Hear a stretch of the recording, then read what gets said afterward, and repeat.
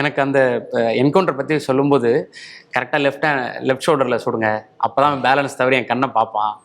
So இந்த மாதிரியான விஷயங்கள்லாம் ரொம்ப ரசித்து, இன்னொன்று கேமராவுமே அப்படியே அவருக்கு மட்டும்தான் அது சிங்கிள் டேக் தான்.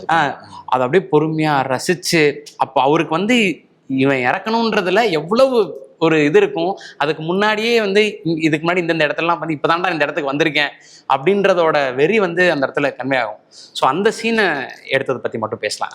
அதுக்கு உங்களுக்கு அதுதான் அது எனக்கு ரொம்ப ஃபேசினேட்டிங்கான சீன். அதுதான் அந்த சீன் தான் சொன்னார். ஃபர்ஸ்ட் ஆக்சுவலாக வேற மாதிரி பண்ணிட்டாரு. ஓகே, கொஞ்சம் அது என்ஜாய் பண்ணி வேற அப்புறம் கொஞ்சம் லோவாக பண்ணலாம் சார் அப்படின்னு சொன்னதுக்கப்புறம் எப்படின்னு சொல்லி கேட்டுட்டு தான் அந்த சீன் பண்ணுறாரு. ஸோ அது ஒரே ஷாட் தான். ஓகே, அது அப்படியே இருக்கும் கேமரா. நான் கேமரா மூவி கூட பண்ணல, எதுவுமே பண்ணல. It's block. கரெக்ட்.